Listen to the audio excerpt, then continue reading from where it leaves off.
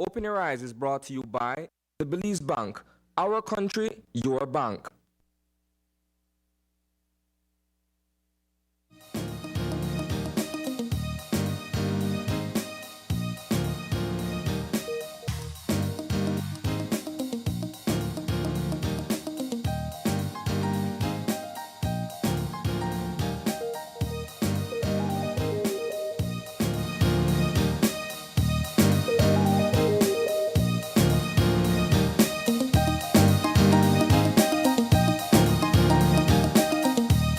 Good morning and welcome to Open Your Eyes. Start your morning right. I'm April Martinez. And I am Sonic Ketan. And good morning to you, Belize. Thank you so much for joining us on this lovely Monday on November 27th. Yes, it is November Already 27th. Done. It's done. Yes.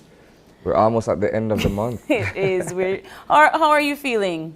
Man, I'm good. Good? Yeah, Good weekend? I'm great, actually. Yeah, well, the weekend went by rather quickly. It did. You know. Yeah. It was quite eventful. There was a lot for me to get into. Yeah? And so I made the best of it. How did you spend Saturday? Well, what did I do on Saturday? Oh, yeah, okay, so I did some gardening. You garden? You know what? Yes. How was your gardening? Well, I'm working on an outside garden, a hedge, Okay.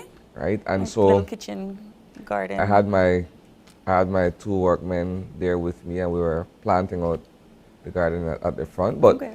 in between that and the rain, you know how know how it goes. Can't get much right? done. Are you Yeah. do more fruit trees or No. flowers? Flowering plants only. Interesting. Yes. Never And pegged you. I've been somewhat criticized by friends and family. Why? Why not grow a leaf cabbage or a tomato? Okay, Man, okay. I'm good on that. I Okay. just want, flowering Flowering plants. plants. I like waking up They and look nice. yes. Okay. yes. Well, I mean, I would have wondered like not maybe a cabbage, but maybe spices or so. No, I'm good not there. even? It's something where, despite the rain, I was trying to get my son to see how that's done, Okay. Because I grew up in a family where my mom and my dad, They they are garden. into plants and stuff, Yeah. right? And so I kind of got the little green thumb from my mom where that is concerned. I'm trying to show my son, how to plant, Plant. how to take care of plants and what have you. I don't have a green thumb, so I'm not a planter. But kudos, I would have never thought that is what would have been your answer for what you did on a Saturday. Yes.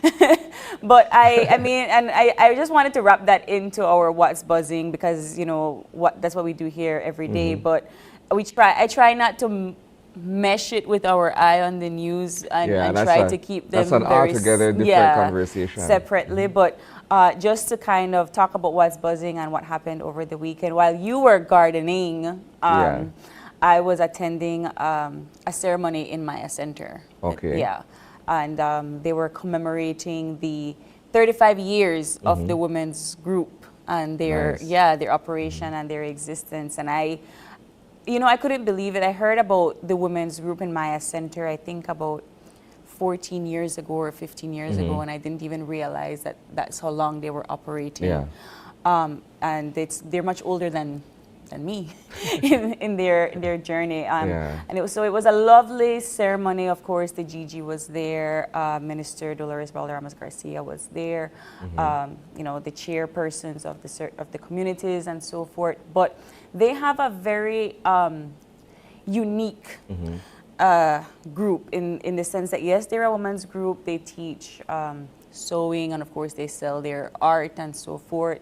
But what I didn't really know was their relationship with the Belize Audubon Society and the Coxcomb Basin, right? So they're not just cultural stakeholders, but also natural resource stakeholders as Custodians well. of that area. Right. And so they were just talking about the rich history of Maya Center, the village, and then the rich history of the women's group as a separate entity as well. Well, from my geographic knowledge of that particular area, Maya Center is sort of like the entrance into the Coxcomb Basin from the Southern Highway. Yes. And so that community has been in existence for quite a while, actually.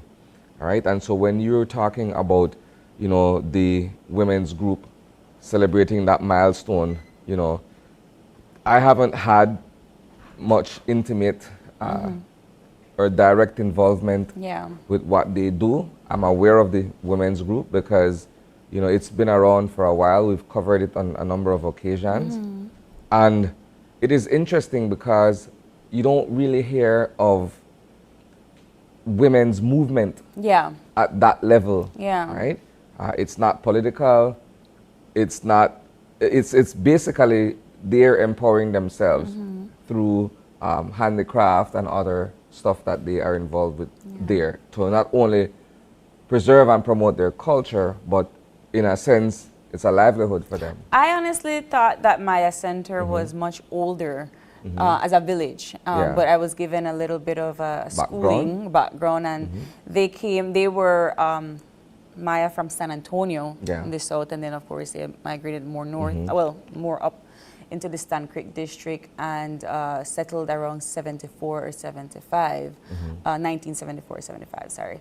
And they have they were there before Coxcomb Basin, and so apparently they were, you know, trying to create a foundational space for them, Yeah. for their home and so forth. And then here comes these researchers now telling them that, oh, by the way, we're putting this Yeah. reserve here, and trying to make sure that there is a good symbiotic relationship. And I'm glad you used Yes. that word, symbiotic. Yes, Right? and that's what they do now. Yeah. Yeah.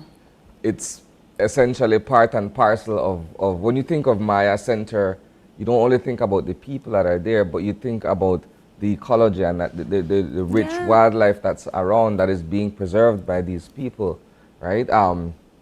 When you want to see big cats, jaguars and what have you, Yes, you that's go to that's Maya that's Center, you where go to they go. Coxcomb Basin. And I mean, they learn how to do all of that. They learned more about the jaguar, what the relationship with the jaguar and the environment. Of course, them as indigenous people have their own Yeah. concept of what the relationship is with the forest and the natural resources and the animals that live in there. But having that relationship with the reserve kind of Yeah. elevated that to another level. So I was just really happy to be a part of that ceremony. The Governor General was there, of course, like I said, and she gave you know, there were not speeches. Yes, it was an opening ceremony, and yes, you had all of these people come to speak, but there weren't speeches. I quickly realized that everyone that went to speak has a relationship with the community. Yeah. So it was more like storytelling than anything Yeah. else. And I was so engaged because I was learning so much about a community that I thought I knew, but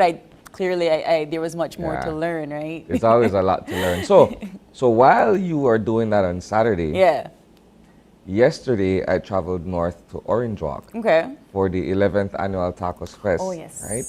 And of course, that's something that I'll be working on as a feature for Culture Tuesday tomorrow. Yeah. But, you know, it was my first experience at I've a never Tacos been to Fest. one. What did you think? I'm amazed, actually. I know you like your tacos. But here's the thing, though, right? It's a marked difference from the tacos that you buy on the street corner in Belize City. I'll say that much. And I love and respect Orange Kenyos. They are serious about their tacos, They right? are, yeah. So much so that when we got there, you know, there are all of these booths, these stalls where people are vending, and the things that they put into their tacos, it's a completely different experience, like I'm saying, from what happens here in Belize City. But even more is the idea that there is a rich history that goes along with tacos in Orange Walk, because that was one of the questions that I was asking, right? Give me some background as to, you know, how this all came about. Yeah. And my good friend Robert Usher, who's one of the organizers, he went all the way back. The first person who, you know, began making tacos and selling tacos in Orange Walk. They and have how that it become- recorded? Yeah, they have. It was handed down orally in a Right, sense. right. But they have a proper understanding of where it all began and how it has ballooned to such a cultural phenomenon in the north. That's And so, impressive. yes, yesterday was a So that was blast. your first time going to Tacos Yes, Fest. yes. And well, we had one of the vendors here on Friday, Yeah. right? To just to promote their business. And Sabrina and I could not believe, and this is just what they presented here on our small table. Yeah. The amount of flavor and food and everything that was distributed here on set. And these women work insane hours to bring you this Yes. amount of food, Yes, right? and I think that was also reiterated yesterday when I spoke with several of the vendors. They were saying, look, it's nice, but it's tough work. Yes. They're up from 3 in the morning, working away at preparing their ingredients and putting this food And I together. can imagine that some of the stalls, because the women here brought us 5 options, Yeah. right? And they said this is not everything. This is just what they could bring from Orange Walk with them Yeah. on set. So I said, how much do you have? And and then they said, oh well, I have to come to Tacos Fest to find out. Yeah. But at the end of the day, I think that it's a wonderful way that we see the difference of cultures. In where I was down south, you were up north, and a completely different lifestyle, different culture. I made a deep caldo. You were having tacos, A variety of tacos. Yes. Did you have a favorite? Well, I wouldn't say that I have a favorite. Okay. Let me simply say that I was introduced to, The varieties. different tacos from what I've had in Belize City, right? And it was a blast. It was amazing. Yeah. I know you normally go and have your breakfast tacos when we finish here after the show, but is that I'm sure you've had other like La Plancha, different al pastor Admittedly, I have, tacos. yes. Yes. But okay, put it this way, right? Majority of the tacos that we consume here in Belize City, and I use Belize City as the your reference point, right? Yeah. The meat is already prepared and they just, do their thing and they serve you. Being out there and experiencing that yesterday, you're actually in that moment, you smell the cooking and, and it's not a competition per se. It's just people showcasing, Their food. their food and the idea that it brings people together. That to me was the amazing part. I love the creativity of Tacos Fest. It takes me back. Friday, I was in a trance. Yeah. It took me back to a moment in Mexico. And this is where I compare international variety of foods and flavors. I was in Mexico. This guy was serving tacos out of his pickup. Not even like a store. No, like you see how the ladies have their table. No, he was behind his pickup. He took out a table. He had the fryer in there, everything that he needed, and he just like took out his pork, had everything out on the table, chop, chop, chop. See your tortilla, here's your taco. Yeah. Right? And that level there of I see where my food is coming from, and I know it's fresh. Can't beat that, and I'm sure Tacos Fest gave you that same feel. Definitely. But just on wrapping up the weekend altogether, yesterday the Belize International Film Festival officially closed the festival for 2023, and we had several awards. It was more of an award ceremony per se, just to commemorate all the films that were shown. And of course, they had some awards to give. So you had Best Feature Narrative, Best Feature Documentary, Best Short Narrative, Best Short Documentary, Best Student Film, Most Notable Belizean Film, and Best Music Video. And of course, out of that long list, you had 2 Belizeans that walked away with the prize. You had we took away Best Short Documentary and of course, Best Notable Belizean Film. Right, and of course you had other winners from Honduras, Costa Rica. We had, it was a really, really good ceremony at the end. I don't know if you ever watched any of the films. It was on for the entire month of November. I got the privilege to watch a couple of them, and they were very, very well done. I was very surprised when one of them said, well, I took a lot of the shots from my phone. Yeah. Because that's the only way I could have gotten some of the footage. You'd be surprised though that, the use of a cell phone and the camera and the technology that, a lot of times you're able to move a bit more nimbly with a smaller device than if That's you're lugging a big camera. Yeah. But I had to definitely give kudos to the organizers of the International Film Festival. It was no small feat at all. And not just providing the films on screens, but also the panel discussions that took place as well. So kudos to Ms. Suzette and her team. Congratulations to all the winners. Quickly here, we have the Best Feature Narrative was won by Colombian, Argentina, and USA. And it was called Rebellion. And then we had, of course, us. We won the Best Short Documentary, which is Traffic to Belize, which is a story about illegal migration and traffickers in Belize. So I particularly liked that film because I'm always interested in these kinds of human interest pieces. But it was a very good documentary. And then the most notable Belizean film was titled Unknown Belize. Yeah. And that one was directed by Alex Ellis, Thomas Hines, and Kimberly Bowman. And of course, that was a 90-minute featured film. Nice. 90 minutes. I don't know if I've ever watched a Belizean film for that. Well, there you go. No, but I haven't seen that one, so I'll definitely put it on my list of films to watch. And of course, there was Best Music Video and so on. But I think that we have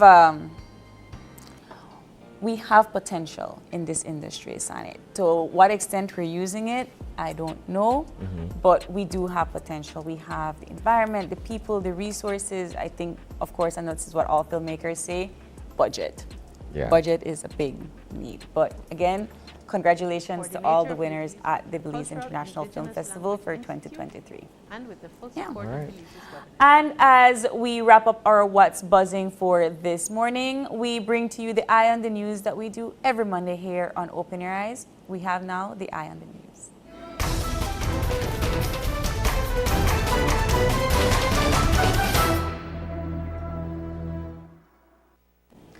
I'd like to begin firstly by extending condolences to the families of several persons who lost their lives over the weekend in a deadly road traffic accident. I know that when we first heard and took note of what transpired, there were 3 persons whose names were shared with the public. There's Sherwin Garbott, there's Edwin Brown, and Timothy Reyes. And these persons were the initial 3 who lost their lives. We're made to understand that as many as 4 persons lost their lives in this RTA. And these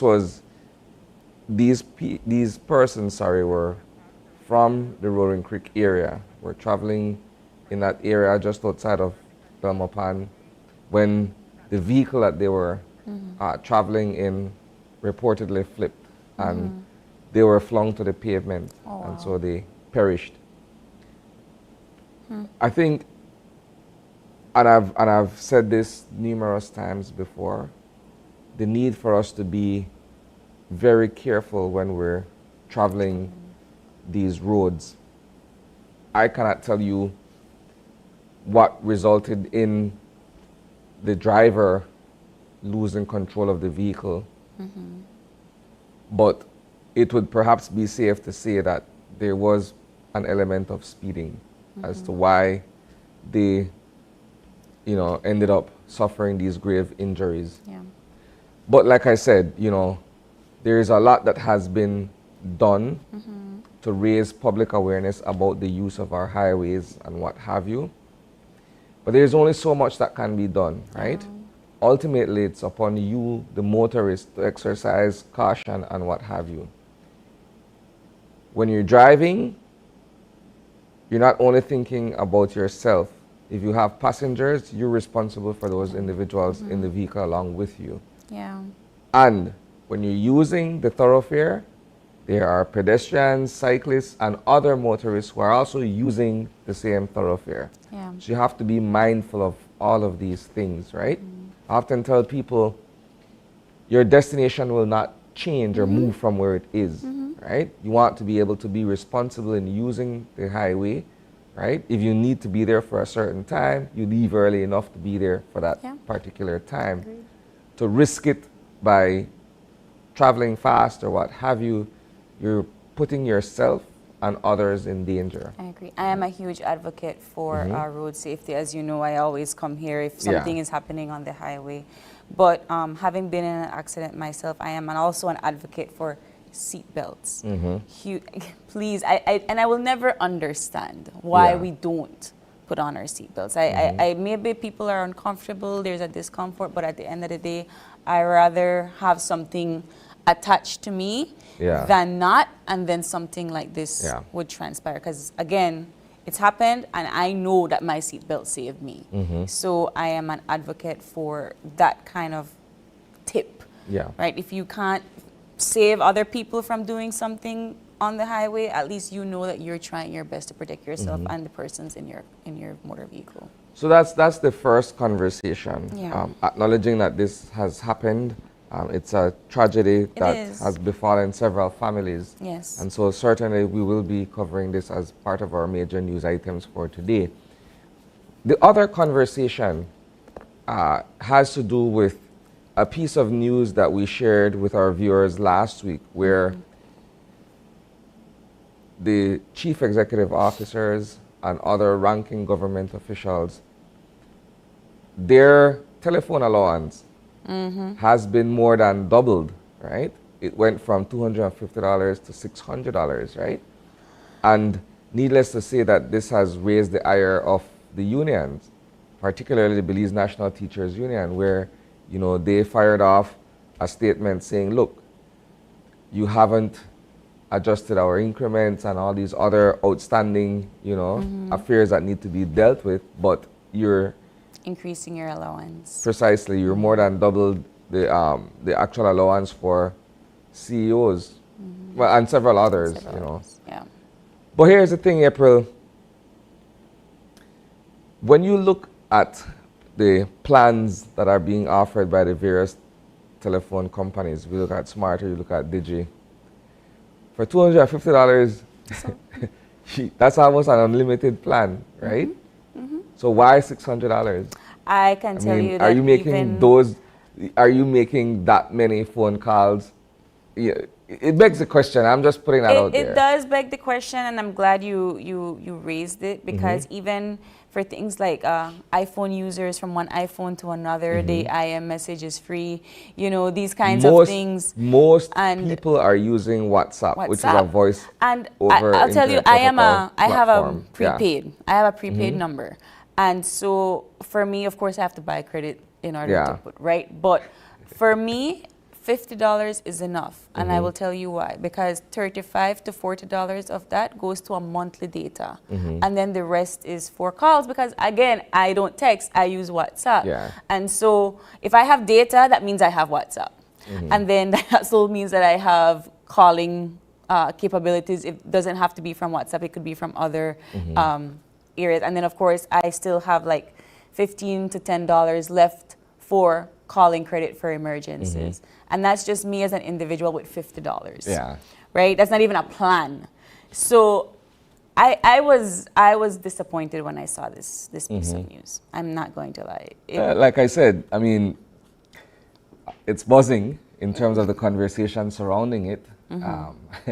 Like I said also, you know, it wasn't met with the kind of reception that anyone who, you know, looks at what is available out there in terms of the plans, and now you're bumping it up by 100% and more. You know, what justifies it? And that's it right there. Right? When these stories are leaked, or when these press releases come out, there is never that accountability of this is why we're doing this. It's just, okay, we've done this and we're moving on with our lives. Which, again, and we're doing this now in this day and age. When we brought in this new administration, we said we are going to continue to hold you accountable so that you talk to us as a people. So talk to us. Yeah. Tell us what was the purpose. Was there a reason? And give us a justification. That's all we're asking for, right? And I don't think that's a lot to ask for. That's just me. Well, I like the position that the unions have taken because, it's a matter of holding one's feet to the fire, making sure that people are accountable for their use of public funds and all of these other things. So the union's position in that regard is one to be respected. I agree with them, yeah. So the third item that I wanted to touch on as well is the dismissal of the case that was brought by the People's United Party that was in the lower courts for some time, where on Friday, the Chief Magistrate, Jayani Wegodapola, essentially tossed out the claim that was brought before her. Beyond all of that, though, is the idea that while they were essentially challenging Shine Barrow's 80 King Street address, is the fact that it's something that happens, how do I say, it's almost commonplace that people register somewhere where they don't live, right? And while yes, they put him under a spotlight because of who he is, when you look at the average voter, if you talk to other people around, maybe I'm registered in Amara Avenue, but I don't live there. I live in the St. Martin's area. And vote in Amara Avenue. Yeah. So you look at all of that and you ask the question, is it a witch hunt? Is it just, they were out there to try to get at him or whatever? But what is equally interesting is the fact that, as the attorney had mentioned, right? So Dickie Bradley was Shine's lawyer in this matter. And so Dickie Bradley was saying, look, when you bring a claim such as that, right? The burden of proof is on you, the claimant.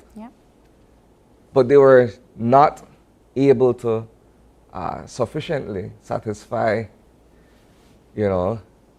their claim, so to speak, in terms of them presenting the evidence or what have you, But I mean, like I said, I keep saying this. It's not the first time. It probably won't be the last. If you want to be able to change that, you need to change that part of the People's Representation Act that speaks to elections and what have you. You need to be able to address that first and foremost. If you want to see any other kind of change as it relates to, this kind of activity. I agree.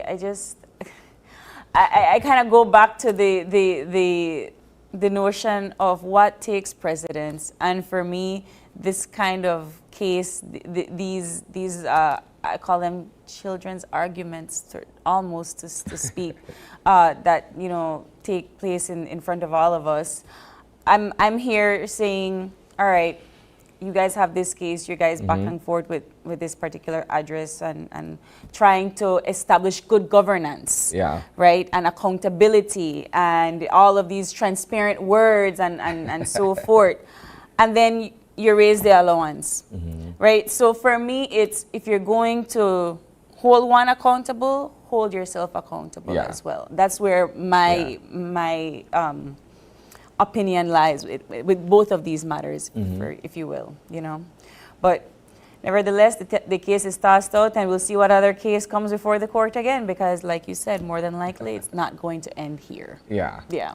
So, but yes, that brings us to the end of our Ionia News this morning, April.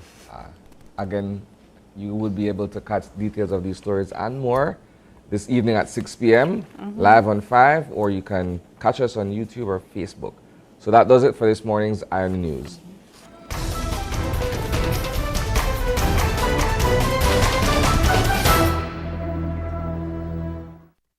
All right, and we got to move on with the show, Isani. Mondays are usually jam-packed when there's a lot of events happening for the weekend.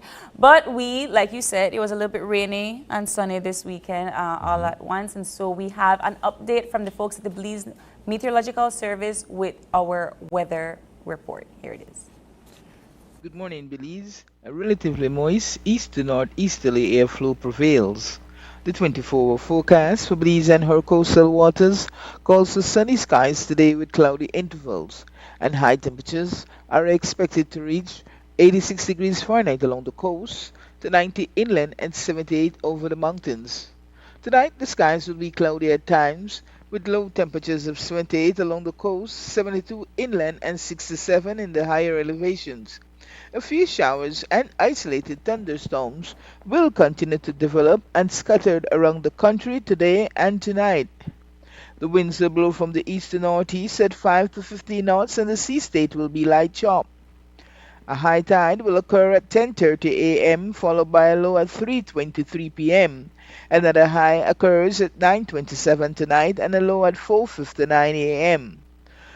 The sun will rise at 4 minutes past 6 and set at 5:16 p.m. The moon set at 6:17 this morning and comes up at 5:34 in the evening. The outlook for Tuesday and Tuesday night is for similar weather conditions to prevail. And the sargassum forecast, the impacts, if any, from sargassum are expected to remain minimal during the next few days. And in the tropical weather outlook for the North Atlantic, the Caribbean Sea, and the Gulf of Mexico, tropical cyclone formation is not expected through the next 48 hours. And that's your morning forecast that was prepared here at the National Meteorological Service. Thank you so much to Catherine Cumberbatch for that update. It feels like Christmas weather, so I'm excited about it. We got to move on with our show. We do have a packed Monday morning for you all. And beginning with our first conversation, it's going to go for 5 years since the unsolved murder of Anisha Young comes to play. It's the anniversary. So we're going to be having some of her family members and some other activists that are speaking out still in trying to find out and investigate what happened to Anisha. So that's going to be our first conversation. Our second conversation this morning will be with representatives from the Belize Chamber of Commerce and Industry and, of course, the National Trade Union Congress of Belize as they discuss the OSH bill, right? And we are going to be wrapping things up with the People's Democratic Movement. They're going to be in to talk to us about what their plans are moving forward. So you don't want to miss that conversation. But we do got to take the break. And when we come back, it's going to be the tribute to the unsolved murder of Anisha Young. Stay with us.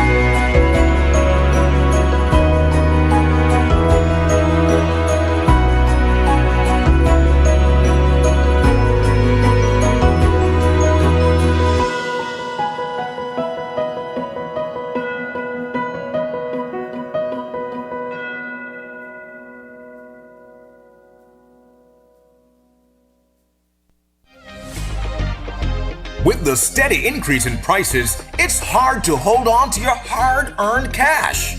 Well, here at Benny's, prices are steadily falling, making it easier to stretch your dollars. Prices are slashed on electrical products, LED lights, plywood, metal and fiberglass pressure tanks, flash bands, and wheelbarrows. Yes, we have the cheapest in town. And with X massive season going on right now, get store-wide discounts on select products from now through December 31st. Visit a Benny's store near you today, where the prices just keep on falling. Benny's, quality and savings. Yes, I give her 50 times ending, now me have to pay. Where you going, bruh? The who they stress you out again, Namule? Boy, I don't believe at the fool again. Again? But I mess up this time for real. You really want to? Yes. I want yeah. Can't make it a big deal. We know what that. I know how you going now. Oh man. You really want to? Yeah. Take my plan, and I give her. I take my plan and put it in a name. Wait, so tell me something. You still pay for this plan? Yeah. But hear this. This plan, I can't left this plan. Smart believes. This plan, I can't left this plan, yeah. This plan, I can't left this plan. Postpaid plan. This plan, I can't left this plan. Smart believes, it's unlimited data. Smart choice plan can light up your day. Postpaid with eSIM, make everything better. Just visit Smart showrooms today. Boom! Can't left this plan. I can't left this plan. Can't left this plan. I can't left this plan. Affordable for everyone. I can't left this plan. The postpaid plan, cause the data really strong. You know why? Listen, hey, for the best post and prepaid. You know that Smart got you back. My bad. Wrong commercial. She could left me for another man. The truth, once I have my plan, once I have my Smart Plus plan, I no worry cause the data strong. I know when the bleed, cause that's all I need. And you could tell me where you are, but I know I left this plan. Smart have the best services. We post your plan have everything, so you could talk and text unlimited. Come set up your group. We got share plan 1 and 2. Up to 10 friends can connect anywhere. Boom! I can't left this plan. I can't left this plan. The postpaid plan, cause the data really strong. Don't dig it down, don't dig it down, don't dig it down. Smart believe. Don't dig it down, don't dig it down, don't dig it down, don't dig it down, don't dig it down, don't dig it down, don't dig it down, don't dig it. Smart, bringing people together.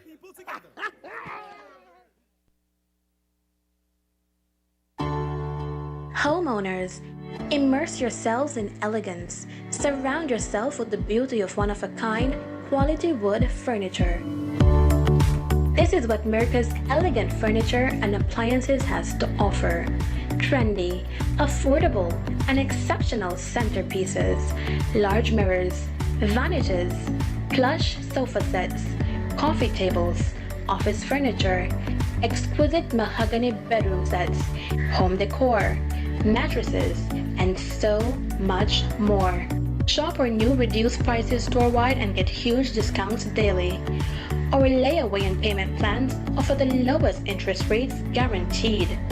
Our extensive catalog meets everyone's furniture needs, and if you can't find what you're looking for, then we'll custom make it for you. Shop at Mirka's and save. Mirka's, making your household dreams affordable. Gimme 5! The biggest giveaway show of the year is back with new prizes and surprises. The fun starts at 8 p.m. on Monday, December 4th, and ends on Friday, December 8th. Gimme 5 coupons are now available for 25 cents each on our Channel 5 website and at our studio on Coney Drive in Belize City. Fill out your coupons and return them to our Channel 5 office. Remember to tune in at 8 p.m. every night from December 4th to the 8th for awesome entertainment, giveaways, and lots of prizes. And don't forget, when your phone rings, don't say, hello. Say, give me 5! Yeah!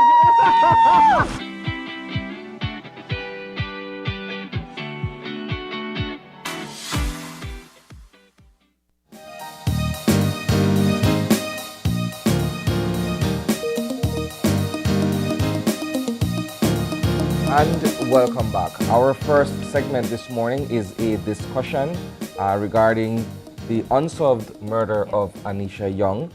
Joining us via Zoom is Maureen Supal. She is Anisha's mother. Good morning, Maureen. Good morning. Good morning. No problem at all. We also have online the director of the Modern Dance Group, Jaylan Craig. Good morning, Jaylan. Good morning. Hi, good morning. And in studio with us this morning, our repeat guest. She's back. In a different capacity this time around. Yes. We have with us Brahida Haylock. She's the director of Brahida Haylock Visions. Good morning. Good morning. Good morning. Let's go first to Maureen to get an understanding from her what the grieving process has been like. I know it's 5 years since Annie passed. How have you been coping in the wake of this tragedy, Maureen? As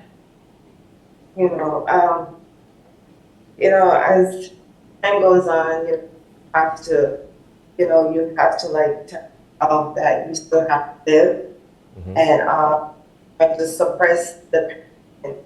As they go by, the months go by. Now it's another year go by. It's just been heartbreaking and just painful that every day I wake up, every month I'm here and there's still time. So it hasn't been easy at all. It's so easy, but it has not been easy. But just, I just have to keep going on, keep her, alive. How do you look at the overall fact that in Belize, regrettably, we don't get the kind of satisfaction that we would want in terms of being able to solve many murder cases, and you are perhaps caught in that system or that cycle where you're looking for some kind of closure, but it escapes you because there isn't enough to get done by way of solving these kinds of crimes. How do you look at a situation like that, Maureen? Sorry, both of you guys were talking. Should I fix my camera? Okay, I'll go to Brahida while you screw that out then. Okay, so Brahida, talk to us about your involvement in this particular movement. Okay, so I'm the founder of Stop Taking My Voice Away, and I'm using my platform to talk about Anisha's story. I created the piece that's going to happen on November 30th, and collaborated with Jaylan in an artistic way. So it's 6 feet down the aisle. It is a dedication to Anisha as well as talking about domestic violence. Yeah. So the imagery that will be seen is like we're going to a wedding, and the wedding is going to end at a funeral. Because as you can see in the news, we have a lot of tragedies right now with domestic violence. People are dying. And Miss Maureen shared with me that, Anisha was in an unfortunate relationship of domestic violence. So, this piece is kind of talking about the issues right now with domestic violence, as well as trying to give Miss Maureen and her family some peace by creating a symbolic funeral for Anisha, because her body has not been found. So, when you come to the performance, it's also supporting the family in that symbolic way of going to a funeral with them and giving Anisha the respect. I'm trying to give her her dignity back because it was taken away. And she's still missing, no information after 5 years. All I want to do is rectify her. Annie had a part in my life. I knew her for like 3 years apart in my life. So I do feel this loss too. And when I first heard the news, as an artist, I created a piece, not this piece, because it evolved. So I created a concept for her 5 years ago, but I didn't find the support. And now I finally found the support. So like right now I'm so grateful, and I think I feel the same way the family feels, so grateful for the support to bring this peace to life. You know, it's advocating for Annie and advocating for people who are in domestic situations. You know, trying to guide them out of it and find that self-love to leave. Because in domestic cases, it takes a person 7 times to leave the relationship. So I'm trying to get people to leave sooner than 7 times. Yeah. It's been 5 years, and I wanted to bring back Maureen into the conversation, because when I got the rundown last week, I said, oh my goodness, it's going for the 5th year. And most of the time, you know, and this happens in any case where we tell a story or we hear about a tragic situation, and when it doesn't get reported on the media as often as it should, people forget. Yeah. Right? So, Maureen, let's talk about how you all, as well as your family, have been ensuring that Anisha's name is not forgotten, because we still haven't been able to find her now. Oh, first of all, just by doing what Breda is doing, that one, and by us just keep posting on social media, like, Annie, we missed you, or if you know, sometimes I post and say, if you hear anything, even if it's a small thing, let me know. Like, me and the family members will just keep putting stuff out there. Birthday, you know, now December is coming with, we'll bring it up. So it's there are ways that, you know, make Anisha's name stay alive. It's strange to me that at the minute that she went missing, well, not the minute, but in the same time that she went missing, there was a reward to find her, to bring her back. At the time, we didn't know what had happened as yet, or we still don't really know what had happened as yet.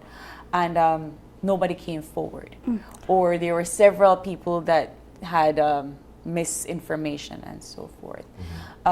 Is there conversations about this kind of incentive still out there? Well, because we're friends and people in high place. So, but I'm pretty sure it's still there if I reach out to them and someone says it will lead us to, you know, the whereabouts or what happened. We'll be able to bring that reward back. Jalen, let's talk about your involvement with the Speak Out. I'll call it a movement. It is a movement. Movement. Yeah. So Brahida and we had a discussion in August of this year.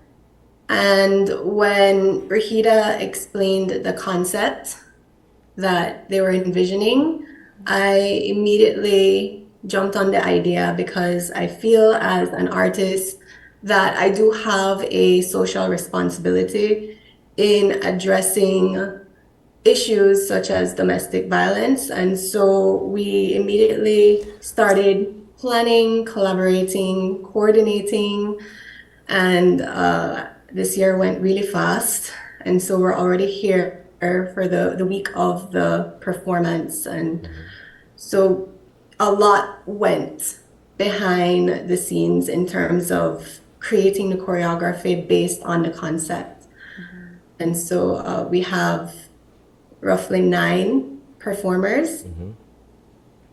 And so we've, the last few weeks especially, narrowing down to the event, we have been rehearsing constantly. And when I heard Brahida's concept, the first thing I thought was, Belize has never seen something like this before, and it could possibly be another event that can really spark some sort of change in addressing and seeking some sort of justice or comfort especially towards those who are still missing.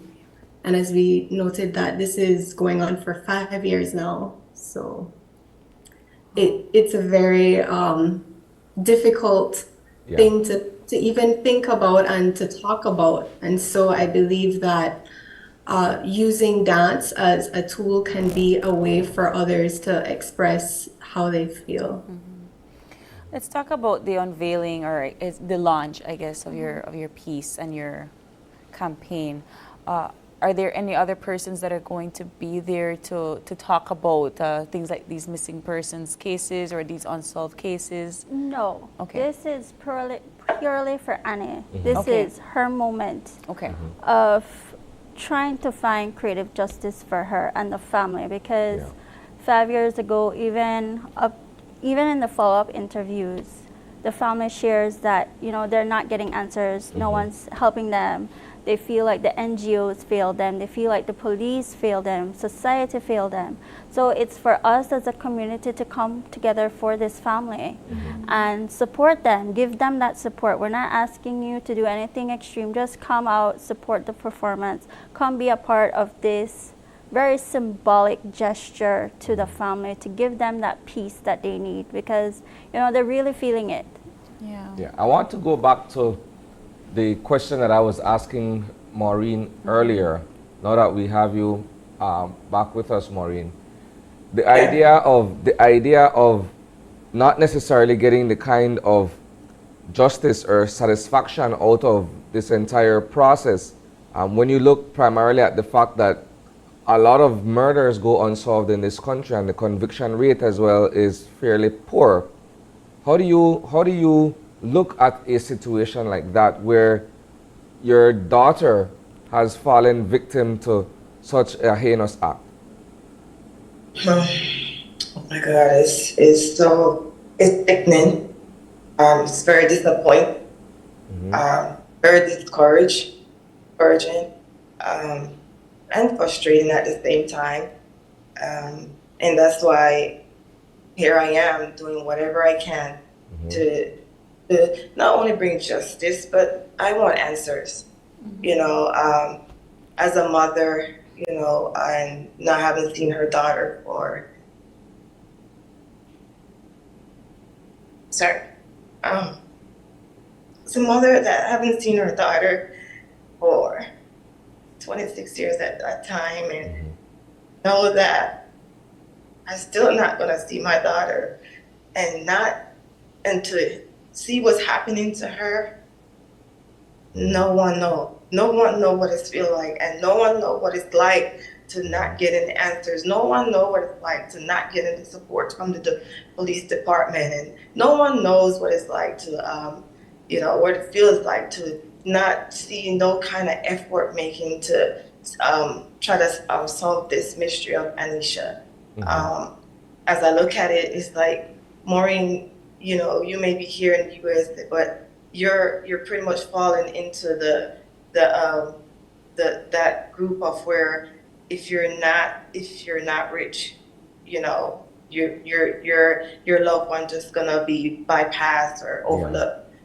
That's how I feel, and that's why I did all I could to get all this money together to give that big reward, because I am like, if money gonna speak, you know, for the people of Belize to just break this silence of just saying something, then hey, then I will get some kind of answer. But when I look at it and see that the money didn't even help this the community of Belize to speak, then I say, you know what, this have to be people in upper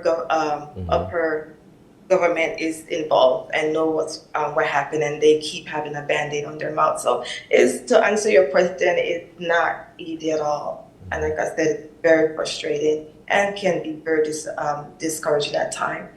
So I can recall as a reporter when this incident was first brought to light that your daughter had attended a function, a Christmas party, and her whereabouts thereafter remained unknown.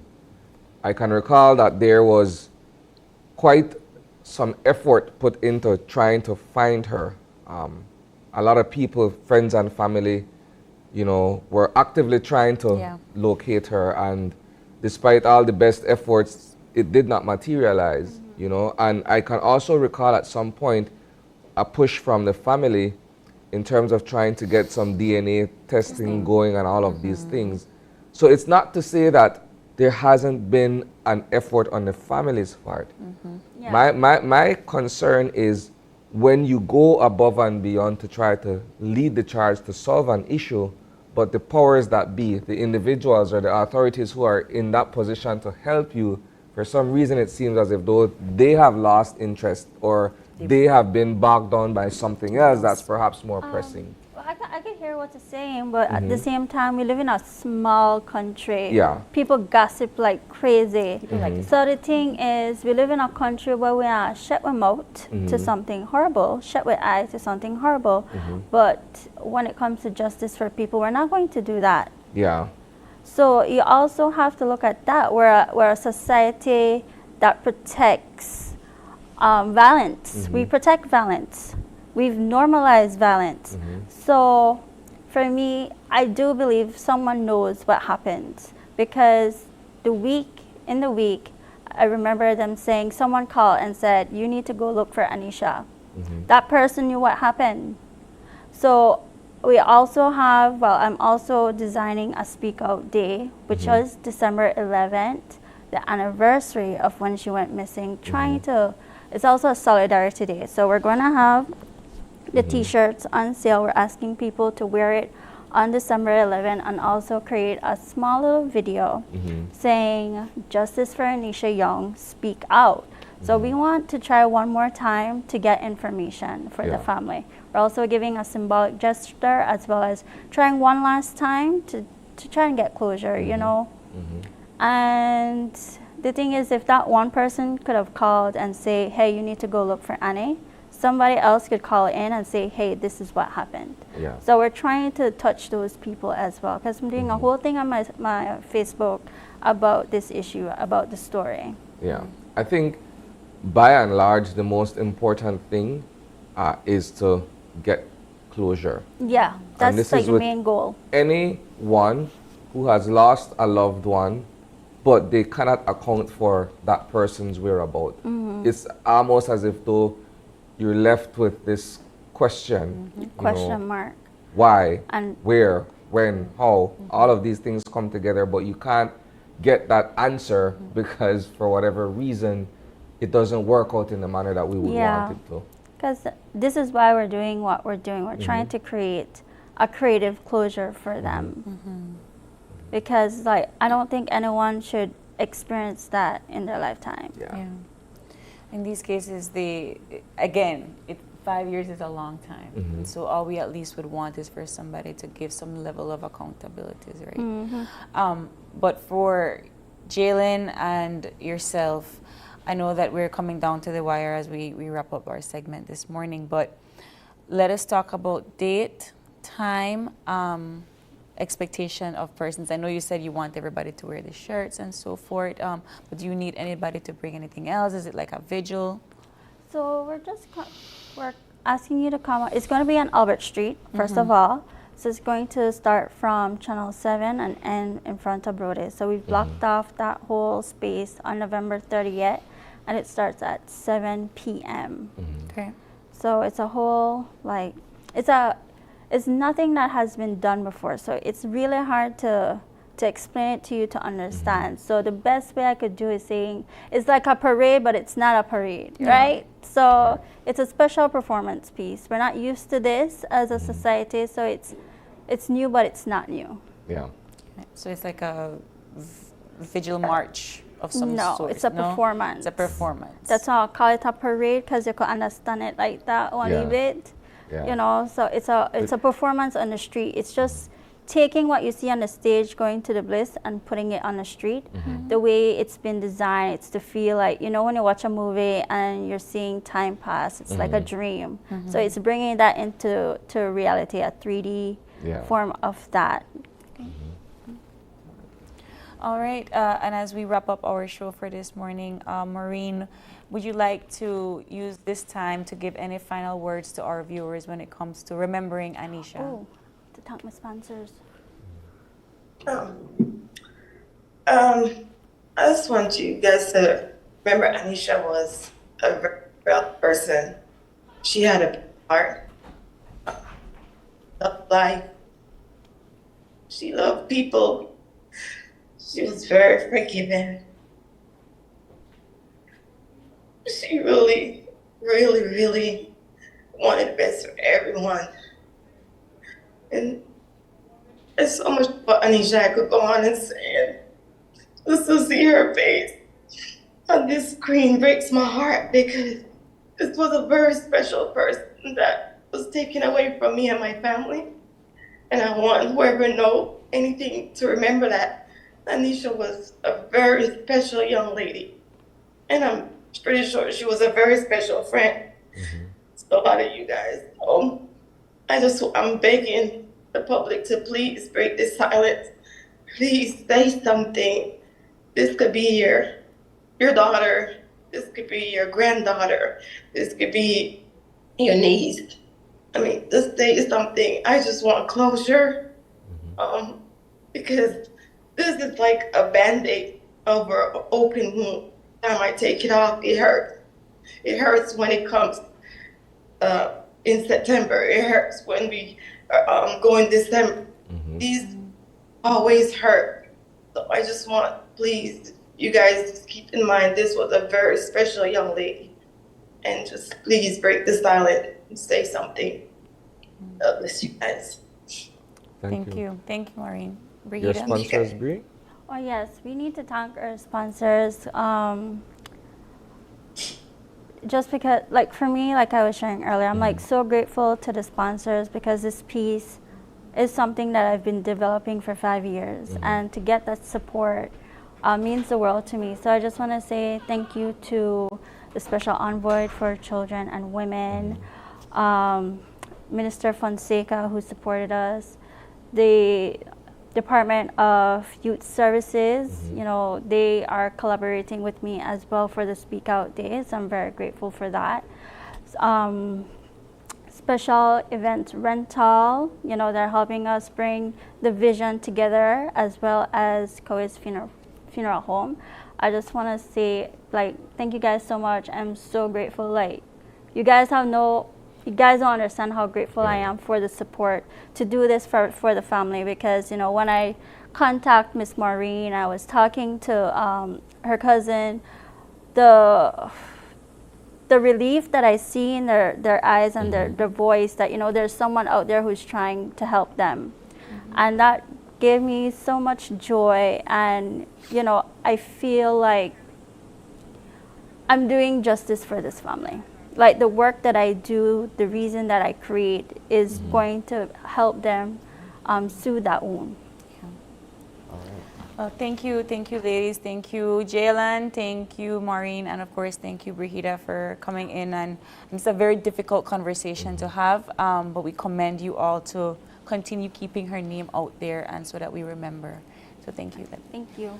We got to take the break, and when we come back, we are going to be talking all about the OSH bill. So stay with us. We'll be right back.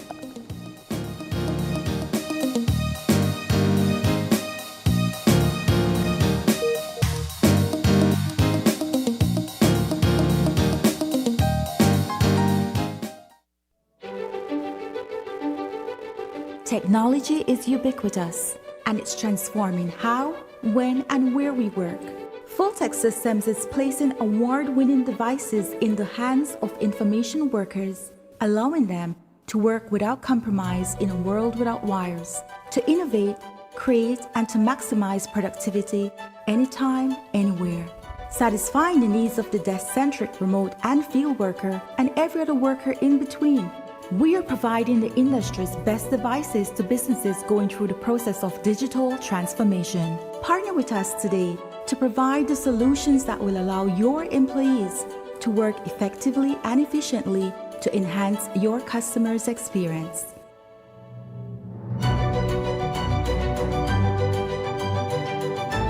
Full Tech Systems, your technology center, where you'll come for the price, but stay for the service.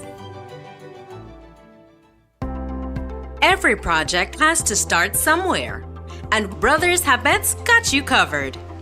We're the place for professionals because we understand success is built on quality and reliability.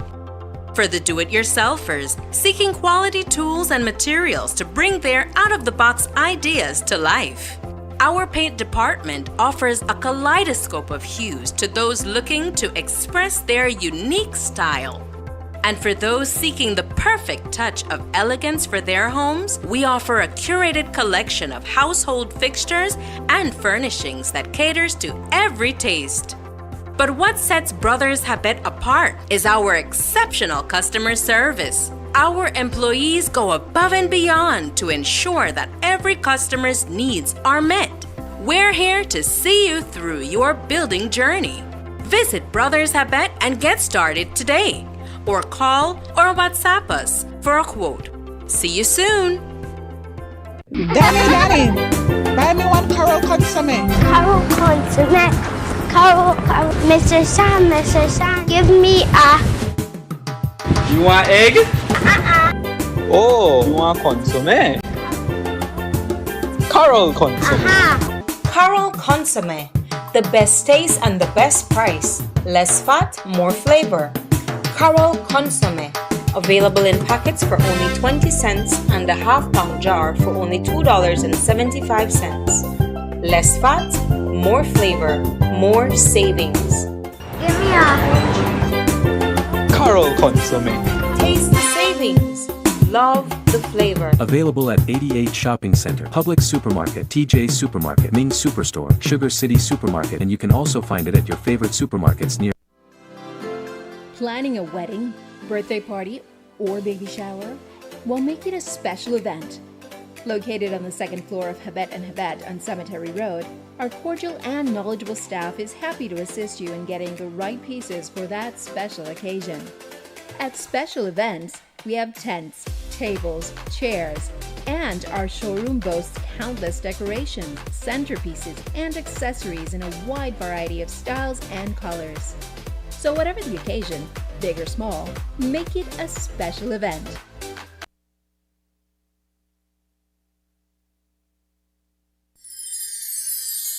Ho, ho, ho! This Christmas, win a chance to spin the wheel and let luck choose your prize. Get one coupon for every purchase of $25 Belize in Uno Fuels or per quart of Uno Lubricants. Receive double coupons when you buy a gallon of Uno Lubricants. Get into the spirit. It's Christmas time. In collaboration with Quartz. Uno, a brand committed with the future.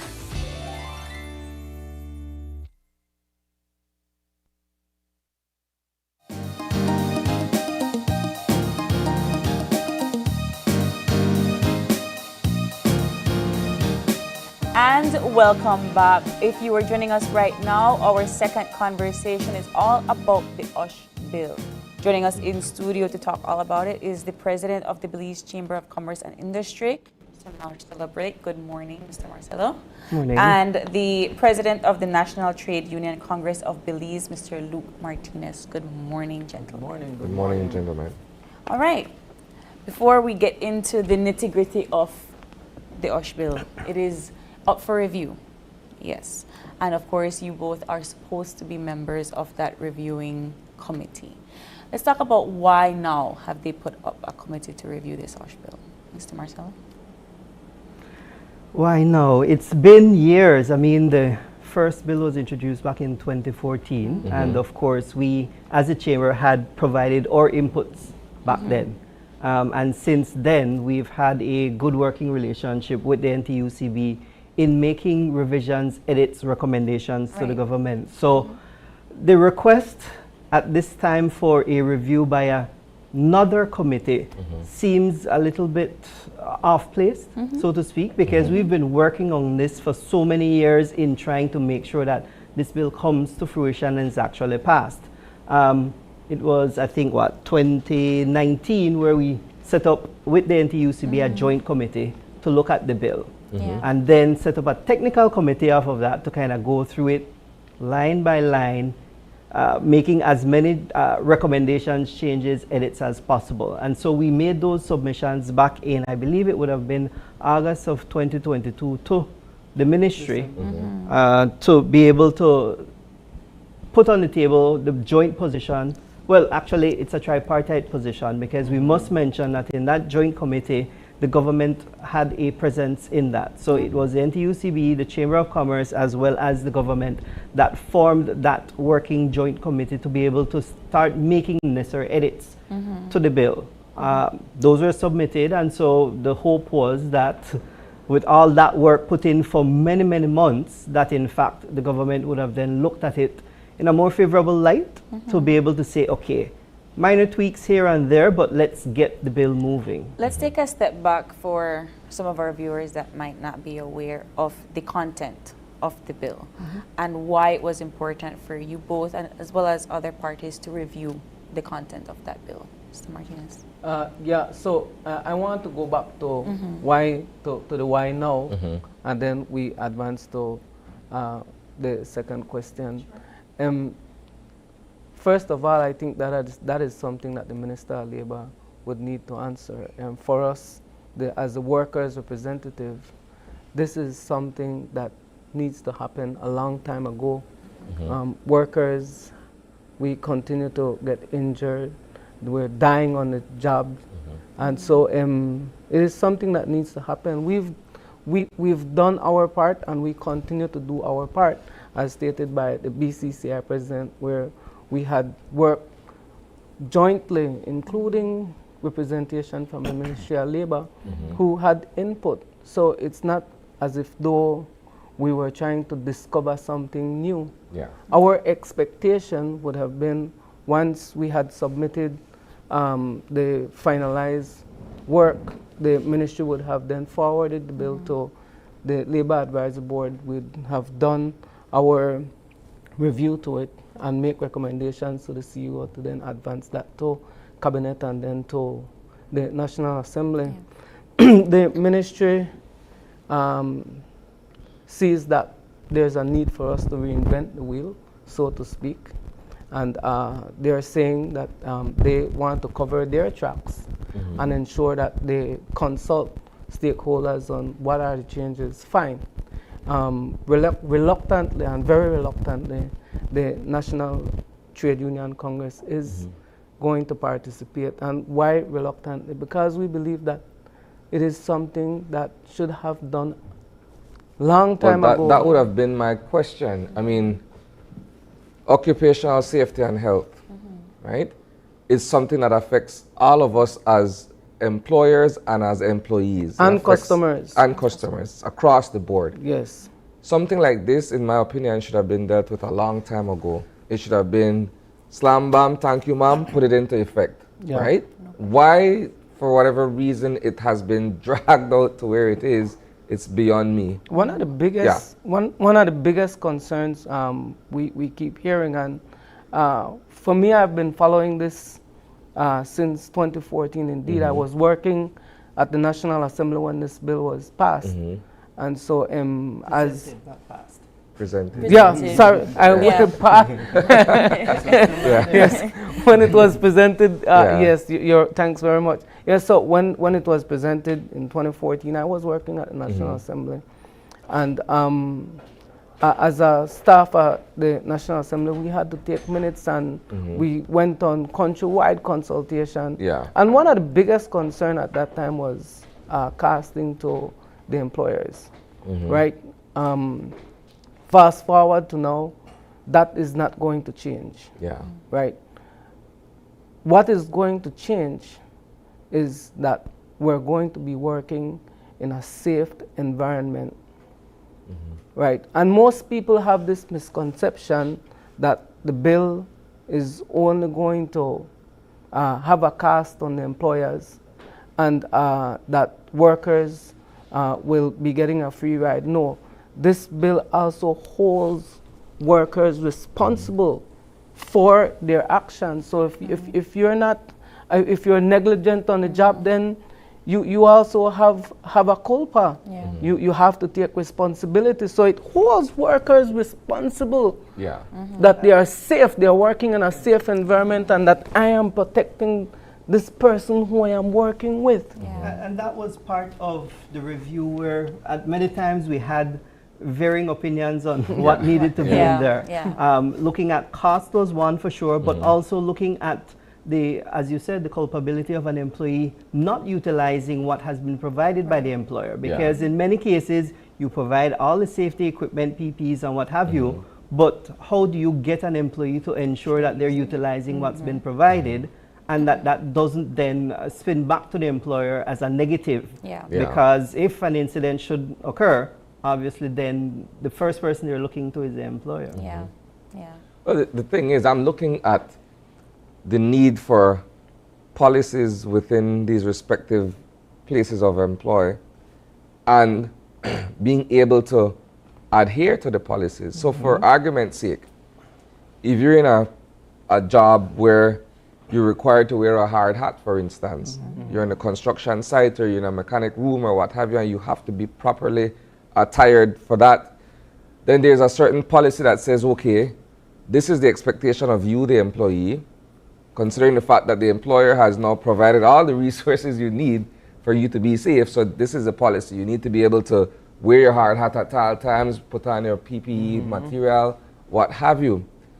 But from my point of view, oftentimes I see that companies provide all of these resources and they don't see to it that they're followed through. So sometimes people do something in respect of the policy, and sometimes they don't. So it's almost as if there's a situation where you don't have proper enforcement, right? And the onus of that, I mean, I will have to say falls on the employer in making sure that you have these safety coordinators or somebody who's responsible to be able to check, to ensure that all your fellow colleagues are doing what they're supposed to do. It's similar to when COVID was in place and you had to put that additional person in place to make sure that people were sanitizing, washing their hands, and everything else that comes with protecting individuals. But it also comes back to, with non-enforcement, it also comes back to what employers know are their rights within a workspace and what they don't know. Many times you have places that do have an employee manual, but come on, how often do people read it, and how often are they reviewed together with the employee and the employer? Right? So the whole thing is we'll have to have a culture shift. Right. But it comes with awareness and sensitization. Clearly, we'd have to have companies stepping up their OSH certification. You'd have workers who would on their own also go and find some of these courses, and us at the NTUCB would have to do some tweaking in our education department where we'd offer, as a matter of fact, right now as we speak, through the Cipriani College of Labor in Trinidad, we have at least one person right now who is certifying OSH. Okay. So we're preparing ourselves. It requires a serious culture shift. And we'd have to, and we've mentioned to the ministry that the sensitization has to also, they need to communicate with schools, right? So the education sector has to be on board, whereby from at high school and university, you know what are your responsibilities as workers and as employers. Look, this bill is a wonderful bill, right? Because there's also room for us to have a national OSH policy. So you'd have in your business, you'll have your internal policy, but there's also a national OSH policy. As a matter of fact, we need to advance further than just look. And we're afraid that the government is going to do this. You want OSH? Say OSH, yeah? Right, and so we'll have to sustain with the sensitization. And I was getting to the point that in some countries within our jurisdiction, OSH is a fundamental right. As a matter of fact, last year, the ILO passed OSH as a fundamental right. And Belize, as a signatory to ILO, must fall in line Yeah. So there's no going around Ush. And hence our reason for continuing to say rush the Ush. Right? And it's ironic because rush the Ush sounds great, but it's the most delayed piece of, legislation to be passed. Right? Yeah. Were there And the thing any? is that, sorry, and there are so many companies that are already operating in Belize that have standards well beyond us for us to learn from, and that's where in the consultation and in our working groups we had the benefit of those persons providing their input and providing their insights to be able to make it a better bill. But I agree, the time has gone. We're 9 years waiting, right? 2014, 2023 on a bill, and with the recent situations we've seen in the last couple weeks, I mean, it's more important now than ever, I think, for us to move ahead with this, because at the end of the day, people are losing their lives. What would have been some concerns or disagreements towards the draft of this bill? Things like fines, qualifications of persons who would be considered to be inspectors or commissioners to review, because at the end of the day, I mean, no offense, but if you take somebody who does not have any kind of art certification to be a part of a committee that's reviewing an incident on a work site, what are the requirements? And as an employer, how do you then combat, or what are your recourses in making sure that you're not being penalized when in fact you may have done all that you're supposed to do? So you want to make sure that the persons in those positions are well qualified to be able to make those judgment calls. I'm trying to think some of the others. There are quite a number as we went through that very lengthy bill line by line, and there were hours of disagreements until we finally came to a point where there were certain things we agreed to disagree on, and there were at least a dozen still pending, but for the most part, most of the others we'd been able to come to a consensus on. Can this be chalked up to the lack of political will, perhaps, if we could describe it as such? If you're looking at something that has been protracted, next year will make 10 years. We'll be celebrating an anniversary for something that's yet to be put into practice, into effect. I've mentioned to the Minister of Labour, and I think including the Prime Minister, I mentioned to the Prime Minister that, and I'm glad that you raised the question of political will. Political will shouldn't be their problem. USH is going to be a historic legislation. And so I've mentioned to them, be a part of history. It's going to be a historic legislation. And we at the NTUCB are not going to stop. We will continue to push.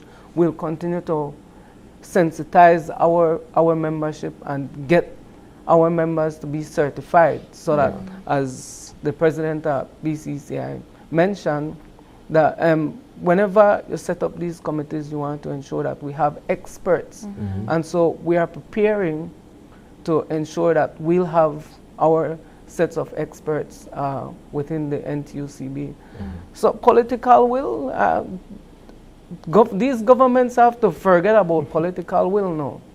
They really have to forget about it. I'm not a politician, so they probably say, but look, political will is important to us. But it's also important to the voters also. So it is something that must happen. I want to be able to segue briefly. I know our time is winding down. Now, in your capacity as the president of the NTUCB, a statement has also been issued with respect of the increase in allowances for telephones for CEOs and other ranking government officials. While I have you here on the set, let's get your response to that. Please give me a glass of water.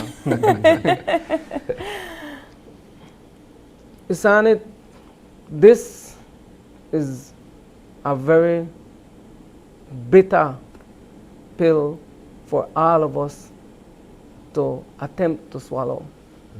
I've heard a former Prime Minister talking about a bitter cigar, or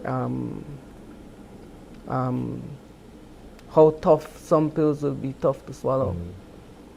The workers in this country have been tasked to take some very serious cuts. In the public sector, workers' wages were cut by 10%, and also their increments were put on hold. Yes. And while up to now, workers in the public sector, teachers, police, nurses, the people who are working hard, while we continue to sacrifice, say, an approval for telephone allowance to increase more than 100% from 250 to 600. I want to know how could the financial secretary and the cabinet secretary, how they could justify such an injustice. There's no justification. No justification. In BNTU's press release, the release is a very true statement that while you're setting up your increases, teachers, they starve. It's a reality. And when teachers starve, the students starve, because these teachers help to feed these students at school. Public officers, they starve, my brother. And when public officers starve, everybody starve, because public officers spend more money than anybody else in this country. Over 14,000 public officers, they starve, while just a few bourgeois are ensuring that they will get a telephone allowance increase. As a matter of fact, it's obscene when I think of it. Obscene, everything. We can't put a proper adjective to this action. We can't. It is outrightly disrespectful, not only to the workers in this country, but also it's on it to the taxpayers. The taxpayers, everybody. It's absolutely ridiculous. And in our press release, we've made an appeal, and we want to step it up this morning to a demand to Cabinet. Cabinet will meet tomorrow. And Cabinet must demand the Financial Secretary to rescind that approval. They must do that. And the teachers have made it plain and straight that the green machine ready. The public officers are ready. This morning I read a message that public officers are going to be wearing yellow today to stand up against that action. And every Belizean must stand up, because your taxpayers, your hard-working taxpayers' dollars is being used to pay telephone allowance. And me and you know that you don't need $600 a month. That's what on the face of it would make it obscene, right? You don't need it, my brother. We don't need it. I communicate with several CEOs and ministers of cabinet, and I communicate with them via WhatsApp.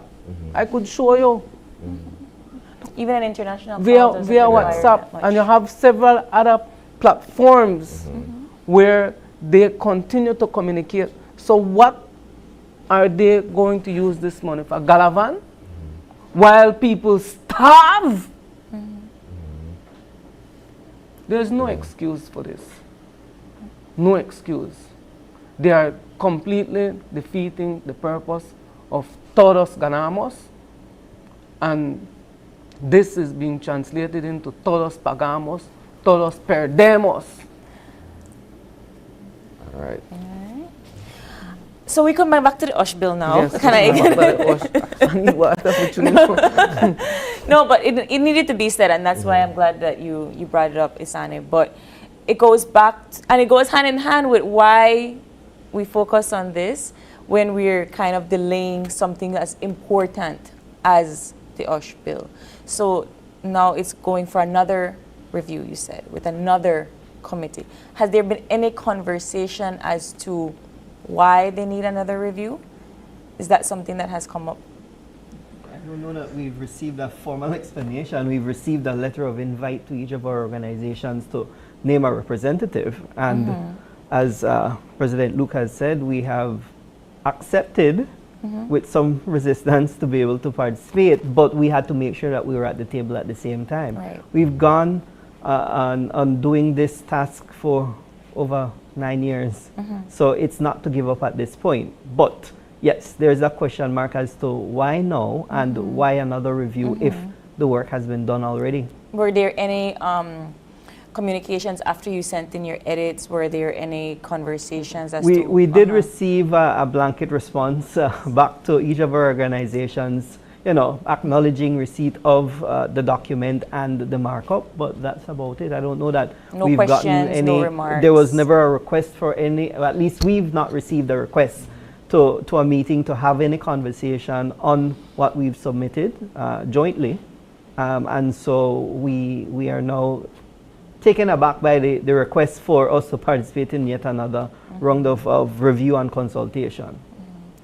What is left to look at this bill? What finalized touches, if you will, need to be reviewed that you think would perhaps come up in this next round, I would call it? It's difficult to say. Like I said, there are about, my recollection, 10 to 12 points, which we've both not agreed to, meaning both our organizations. And maybe those might be those sticking points. But if that's the case, then why not focus your conversation around those areas? If, as the ministry, you're pushing for these new consultations and new review, that it's narrowed down already to those specific areas where all three parties, the tripartite, need to then review and agree or at least come to a middle ground so that the bill can be moved forward. Wow. So in light of all of this, expectations moving forward, I know we want a bill to be passed. What then happens if it's delayed for another year? We don't think that will happen. There will be any delays with Okay. the enactment of this. Yeah, bill. I think I'm hopeful, and the chamber is hopeful that because the ministry has taken this move, I mean, it's been 9 years. It was introduced 9 years ago, and now finally it's been moved to at least this consultation being spearheaded by the ministry. We are very hopeful that, in fact, this could easily be passed before the next fiscal year begins. All right. Wonderful, gentlemen. Thank you both so much for joining us. I think this is an ongoing conversation. I could go on and on about it, but we only had 20 minutes. So thank you, gentlemen, so much for coming in. We will continue to have this discussion. I'm certain we will be talking about it more in the news pieces tonight or the week. Thank you both so much for coming in. We are going to take the break, and when we come back, it's all about the People's Democratic Movement. Stay with us. We'll be right back.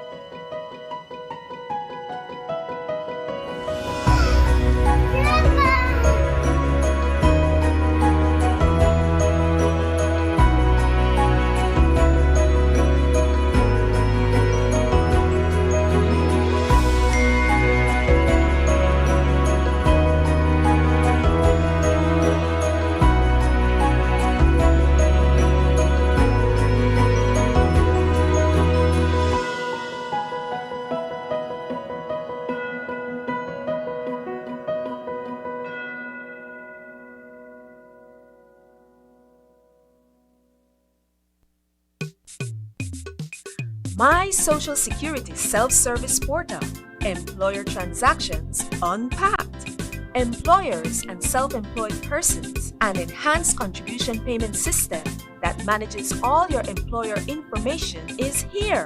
Employers and self-employed persons will have access to view all transactions and statements, and the option to always know your owing balance using your employer number. Payments will be automated and applied to your account balance in a new way. Here are 2 scenarios to highlight how payments will be distributed. Employers with outstanding funds owed to SSB, payments will be applied to the outstanding arrears, fees, and interest, and the balance, if any, will be applied to the statements submitted. Employers without any outstanding funds owed to SSB, payments will be applied to the statements submitted. The technological enhancements you are waiting for are here. My Social Security self-service portal. Social Security at your fingertips. Danny, buy me one Carol Consomme. Carol Consomme. Carol, Mr. Sam, give me a... You want egg? Oh, you want consomme? Carol Consomme. Carol Consomme. The best taste and the best price. Less fat, more flavor. Carol Consomme. Available in packets for only 20 cents and a half-pound jar for only $2.75. Less fat, more flavor, more savings. Give me a... Carol Consomme. Taste the savings. Love the flavor. Available at 88 Shopping Center, Public Supermarket, TJ Supermarket, Ming Superstore, Sugar City Supermarket, and you can also find it at your favorite supermarkets. I'm connected. Yo. I'm connected. We're connected. Create the perfect broadband bundle that fits your style with Smart Connect. With the Junior Bundle, get 50% off your national calls and up to 6 gigabytes of data at no extra cost. Get postpaid added for an additional cost of only $25 with the Prime Bundle. Stay connected with unlimited smart-to-smart calls plus 6,300 megabytes of data and free international minutes. For the family, pay $28.13 more and get the Binge Watchers bundle with Netflix. This bundle gives you 4 profiles with unlimited streaming on multiple devices. Visit a showroom near you to sign up and personalize your own bundle combination with Smart Connect. Smart, bringing people together. Gimme 5! The biggest giveaway show of the year is back with new prizes and surprises. The fun starts at 8 p.m. on Monday, December 4th, and ends on Friday, December 8th. Gimme 5 coupons are now available for 25 cents each on our Channel 5 website and at our studio on Coney Drive in Belize City. Fill out your coupons and return them to our Channel 5 office. Remember to tune in at 8 p.m. every night from December 4th to the 8th for awesome entertainment, giveaways, and lots of prizes. And don't forget, when your phone rings, don't say, hello. Say, give me 5! Yeah!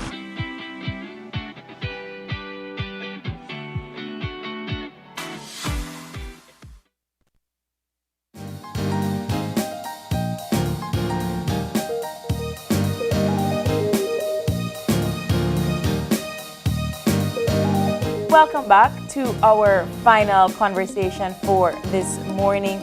Joining us in studio, it's all about the People's Democratic Movement. We have with us Mr. Estevan Pereira Sr., who is a prominent businessman, and Philip Farah Henry, an activist. Good morning, gentlemen. Good morning, gentlemen. Morning. So, give us a synopsis of the People's Democratic Movement. What do you stand for? Well, the People's Democratic Movement was created mainly because after walking around Belize, I realized that people live in fear. People are driving their vehicles and they are even afraid to park because there's no parking sign. There's the red lines that are not even shown. And yet you park there, they give you a ticket. Ticket after ticket. Even myself get ticket. And I have to go to court right now with them for one of the ticket that they gave to me. And after I looked at it, I realized that people in Belize were born here. They will die here. And we have to make their lives happy. We have to make them want to be a part of this country. We don't want to be living in fear.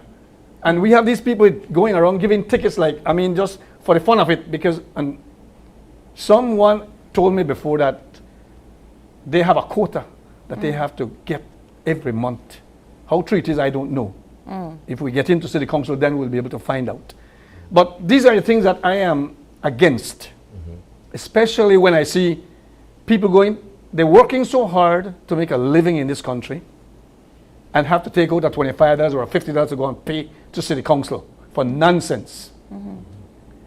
And again, you have parking meters. They haven't gotten enough with these people going around giving tickets, but they get putting up parking meters all over Belize, especially at the parks that we take our kids. And you got to pay to stay, to stay at the park. And to me, I think that's ridiculous.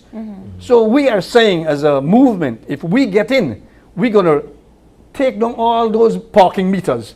Belize does not need parking meters. And some of those parking signs will have to be abolished. So these are the things I want to get for the people of Belize to live better. Another thing I see is that in City Council, they have this traffic officers around 8 o'clock when the public is trying to get to work. That's like a harassment for the people.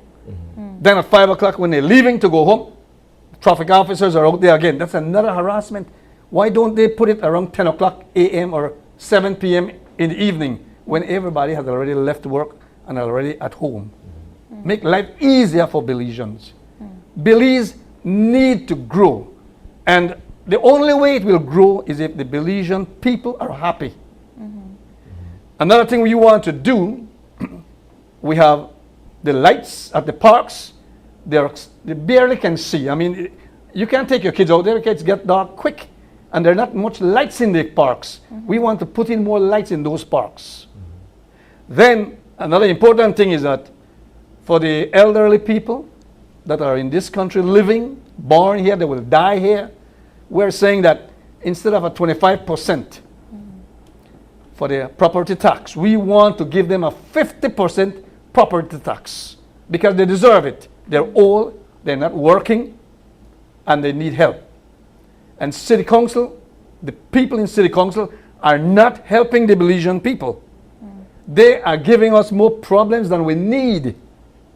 And to make life worse, I mean, I know this has nothing to do with City Council, but gee, man, business sector is going out of business. Can't we see that? We have too many Chinese in this country. Indian, Hindus, Lebanese, they're all over the country. And Belizeans you barely see us having shops now. So they control the economy of this whole country. Belize is in danger. And if we don't step up to make a change, I tell you, our children are the ones who are going to feel. So I have to step up. I got to fight. And I got to do what I have to do. Critics out there are saying that you'll never make it. It's impossible. You can't do it. But like I tell them every time, it's better to have failed than not to have tried at all. So here's my question. Are we looking at a political movement at this point in terms of perhaps you guys offering yourselves as candidates for the upcoming municipal elections? Is that what we're looking at? Yes, City Council election, municipal, yeah. That's what we're doing. That's what we're working on. So let's get you in on the conversation here, Father. What is your involvement in this movement? Well, first of all, I would like to bid good morning to everyone here at the station. Yeah, morning. And also to the management here at the station. I am not here to point fingers on any political parties because we will live and die with both political parties and ourselves. As a citizen of this country, I am offering myself as an independent candidate to make change. We need change because sometimes we will have the both political parties offer themselves and give many different stuff that they will do, and some of the stuff doesn't come about. at this time, I want to share with every single person out there in every community, we are a people democratic movement. It's not a political party, as I heard you mention to my colleague here on my left. We have to share with the citizen who we are and what we want to do for this country. We want to fix some of the things that the political parties who are in today have not garnered, have not get done. I saw the removal of garbage, which is one of the worst I have ever seen. I am sick and tired of seeing garbage removal in the morning, like after 9, because the traffic comes to a halt. The next thing, there's a lot of tourists in our country have to hold their nose. I saw that. And I saw all the school children on the street have to hold their nose when these garbage trucks going by and picking up garbage, dead dogs, dead cats, and all the waste garbage that is out there on the street. I believe that the removal of garbage should have been done in the nighttime, whereby you have families come home from work around 5:30. At 7, it will be wonderful to have the garbage truck come in to pick up your garbage when everybody is in their home. Your garbage is already out front. And as for the nightclubs, these clubs only go up to 2 o'clock or 2:30. I believe that as well the trucks can move to these establishments when people are already dispersed from this area and pick up these garbage. As for the school, we have tirelessly have major problem. Both political parties, not us because we are not elected as yet, have huge problem with this garbage business who are in today. For years, both political parties, I want to remove them. Remove them forthwith. By dialogue with people abroad who are Belizeans and wants to see better for Belize, at least try to send funds in help us to get at least 6, 7 trucks that the city council will benefit from for the people of Belize. I want to see these garbage removal in the evening, late in the evening, in the nighttime, that when we wake up in the morning, we doesn't have to face stench and people goes directly to their work. The next thing I want to do is to make sure that we have repair people who can fix these mechanical stoplights. As you know that for years I have been one of the one that goes into every school and educate children about traffic safety, human trafficking, and cyberbullying and bullying. Well, we have so many of the mechanical stoplights are not working. Some of them are pointing up in the air, and nobody goes out there to say we need to get these done. We see some of the pumps are twisted. Nobody chooses to fix these. So the vehicle are there for over 5 minutes, 6 minutes, and they cannot move for the fact that a traffic officer is not there. There has to be sometimes downtown. I want to see that these mechanical stoplights are in order with the hands that to tell the children when to cross and when not to cross. We see some of them have these stuff, but not all of them. And I want to get back that stoplight on North Front Street, which was the first mechanical stoplight in Belize City, which we applaud the one that was in San Ignacio at the Hawksworth Bridge. We want to see Belize get back their first stoplight on North Front Street to help maneuver and slow the traffic from getting that congestedness. The next thing I want to see, as Mr. Pereira mentioned about the senior citizen, I believe that the older folks who pay their 25%, it should be waived. I'm talking about senior citizens who are not employed, who cannot do anything for themselves.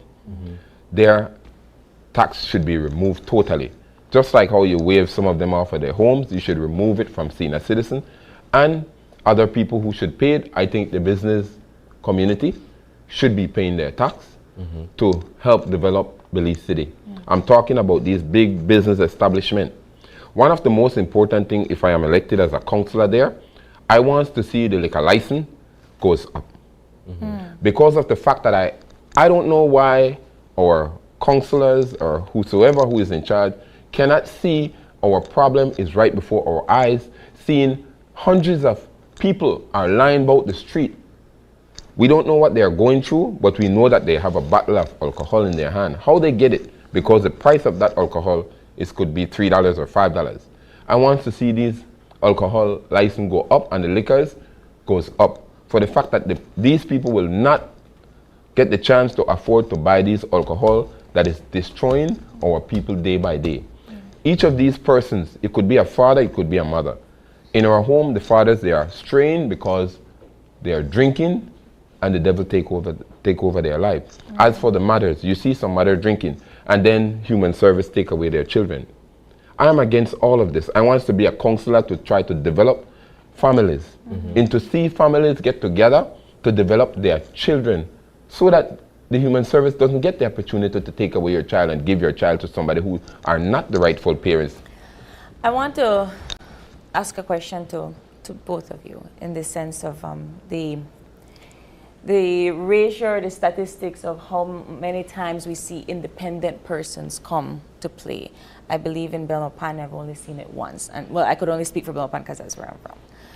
Where you have maybe 2 or 3 councillors got elected, but that was after so many years of putting their name on the ballot, right?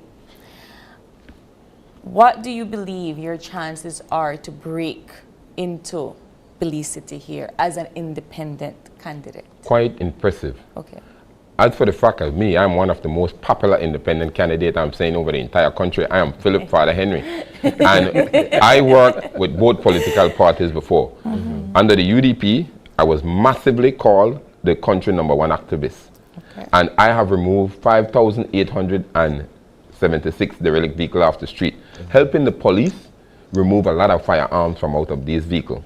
I was also, as a traffic officer, called one of the #1 officer from Mr. Wayne Usher for standing up for children at pedestrian crossing, having my cameras on my ears to bring safety about for our families and children. Now you're not seeing that. As a popular independent candidate, I am saying by working with both political parties, the entire country know what I stand for. Okay. I stand for positiveness, I stand for the truth, and to garner the best for the Belizean citizen in every community. I do not want an office. I want the streets to be as close as possible for what I used to do in the community, in every homes, helping the staff remove what needs to be done in this country. We are saying that we have never seen independent candidate garner or win. It is because that these independent candidate maybe at that time doesn't stand for the people. I have stand, like I said, for the country of Belize. I have stand for both political parties before, and I am standing in the best interest of the People Democratic Movement. As a movement, I want to see we move and move forward for the betterment of the Belize City Council. I will not point fingers on our mayor today, nor on the opposition, because we are not about pointing fingers. We are about develop. And I believe that in every home right now who are tuning today, I am asking you for the opportunity to be your councillor, to lead, and to support you in not have to come into the council by saying that you not get this done, you cannot get this done, I cannot see. You will see me 24/7, and I will be there standing up for you as an independent candidate for the movement of the people of Belize. All right. Okay. Well, gentlemen, the People's Democratic Movement, he is here, and I hope it's here to stay. I wish you best of luck in the pursuit of creating an independent establishment here in Belize City. We'll see what happens in March, right? I would like Well, I would like to also share to both of you and to the guys on the set that we are also asking you your support. Yeah. It is because that we have this two-party system that we need to break. Yes. We need to break that, not to say we don't want to see them, because even those people who run for those political parties can be a part of this movement. The movement is for change, and we want to stand by saying that every single household out there are feeling the pain and the stench of what they were told that was going to be a change. I stand with Mr. Pereira and his family, you all and your family, and my family in seeing change. I am asking once again to the entire country of Belize and the city, and to all who are in the United States, to support us in garner change for Belize. Even if we manage to get in our mayor and a councillor or whosoever is on our team, it's going to show the entire world that Belize has got change. We need to have some more better councillors, because right now we have people who have chosen to run with other political parties and they are controlled by people. That's the reason why you see me on the independent slate today, because I could have been with that political party, but I choose to be with Mr. Pereira for change. We need change, my dear, sir. Agreed. We got to take the final break, and when we come back, it's going to wrap up our show for this morning. Stay with us. We'll be right back.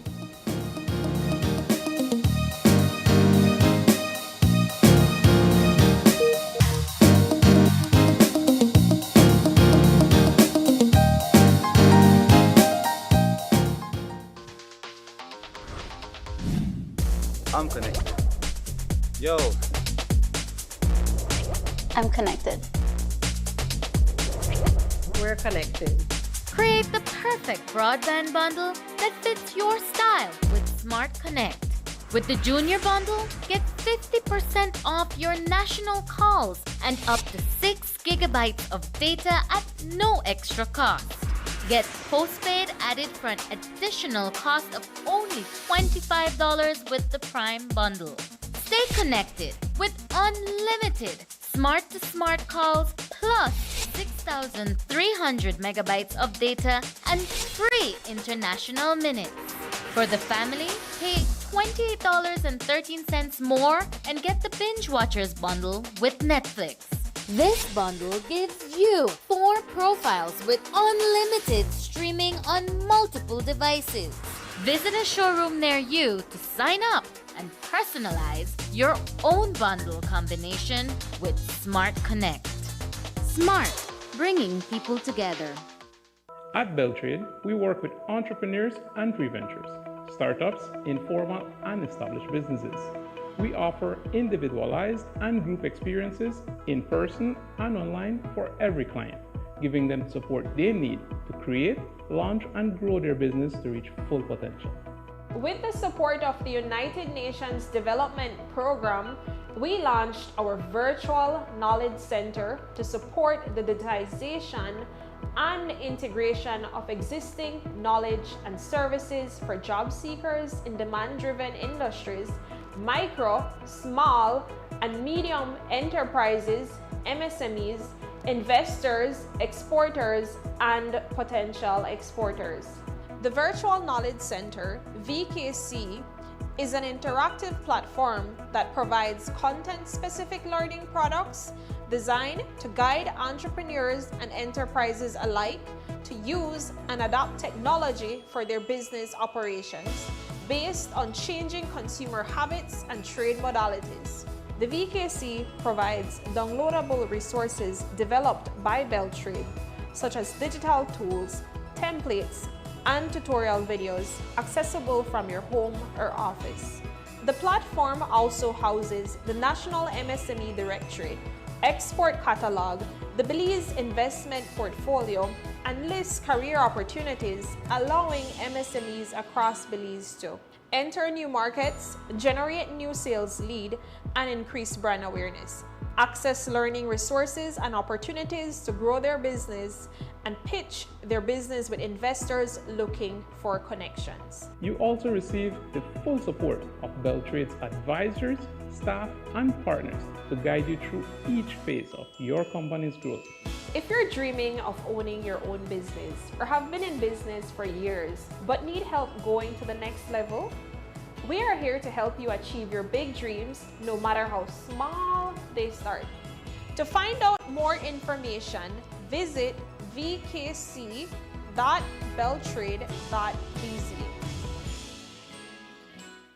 There are 3 categories to choose from: budget, economy, Island Lux. Try our services today and earn loyalty points on each ride to get cashback deals on your next ride, or sign up to be a Medriva driver. Just be sure to have your police record on hand.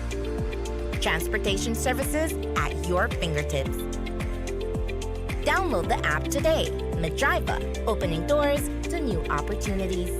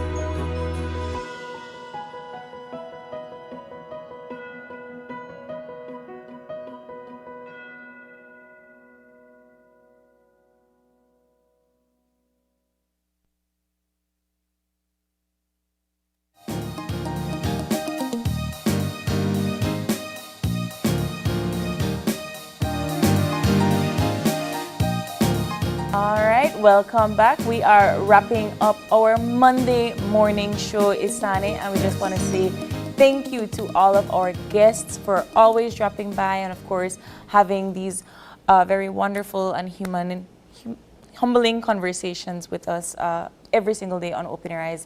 And thank you to our viewers as well for tuning in every morning and joining us here with our conversations.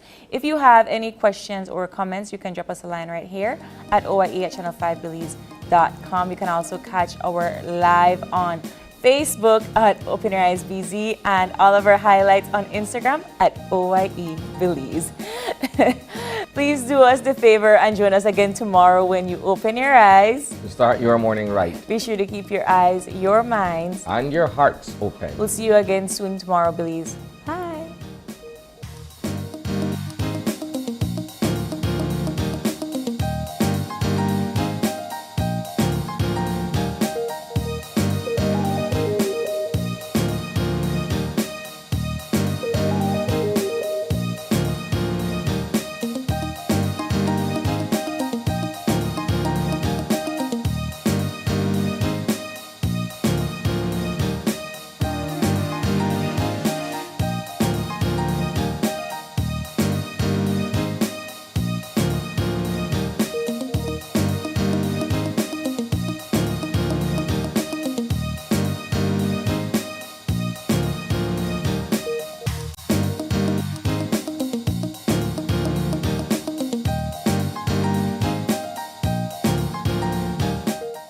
Open Your Eyes was brought to you by the Belize Bank, our country, your bank.